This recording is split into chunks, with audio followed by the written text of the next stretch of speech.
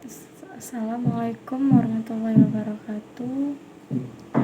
Izin memperkenalkan diri, nama saya Desa Fitri Wulandari dengan nomornya 22 1345 3042. Sini saya ingin menceritakan sedikit tentang kisah Nabi Muhammad SAW dengan anak yatim di Idul Fitri.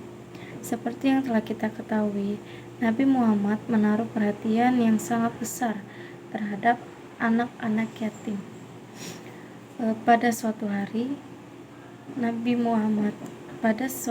raya, Nabi Muhammad pergi keluar rumah untuk melaksanakan sholat Idul Fitri. Sementara anak-anak sedang bermain dengan gembira di jalanan, namun di kejauhan tampak seorang anak kecil duduk berseberangan dengan mereka yang sedang bermain dengan pakaian sederhana. Dan tampak murung, ia menangis terseduh.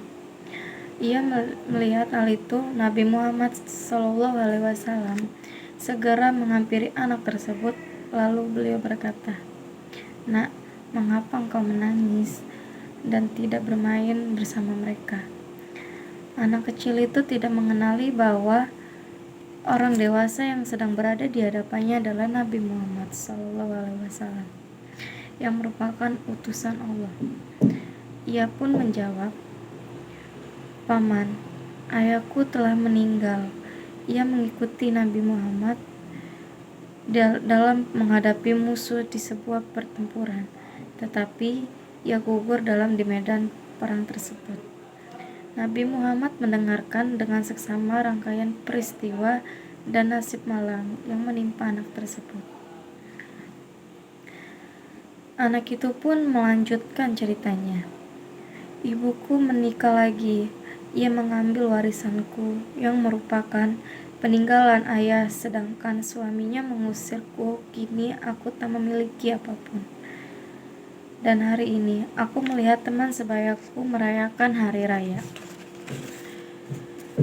bersama ayah mereka. Perasaanku dikuasai oleh kehampaan tanpa ayah. Karena itulah aku menangis." Mendengar penjelasan dari anak malang itu, hati Nabi Muhammad runtuh. Ternyata masih ada anak-anak yatim dari sahabat yang gugur membela agama dan Rasulnya di medan perang yang mengalami nasib malang seperti anak itu. Namun Nabi Muhammad segera menguasai diri Nabi yang duduk berhadapan di hadapan anak itu, segera menggenggam tangannya.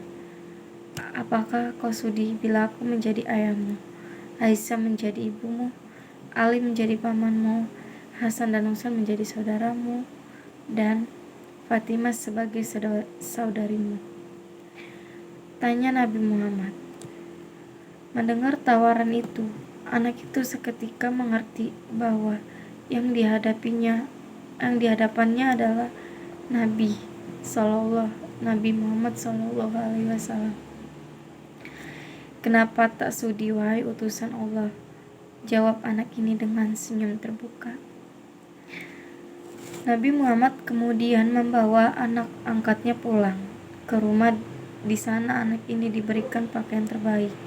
Ia dipersilahkan masuk. Ia dipersilahkan makan hingga kenyang. Penampilannya diperhatikan, lalu diberikan wangi-wangian.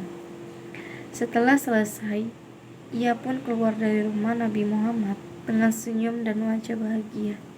Melihat penampilannya yang sudah berbeda, para sahabatnya yang semula sedang bermain bersama mulai bertanya, "Sebelum ini kau menangis, tapi kini kau tampak sangat gembira." "Benar sahabatku, tadinya aku lapar, tetapi lihatlah, sekarang tidak lagi. Aku sudah kenyang. Dulunya aku tidak berpakaian bagus, tetapi kini lihatlah, sekarang aku mengenakan pakaian bagus. Dulu memang aku ini yatim, tetapi sekarang aku memiliki keluarga yang sangat perhatian. Nabi Muhammad ayahku, Aisyah ibuku, Ali pamanku, Hasan dan Husain saudaraku, dan Fatimah saudariku. Bagaimana aku tidak bahagia mendengar cerita sahabatnya. Mereka tampak menginginkan nasib serupa.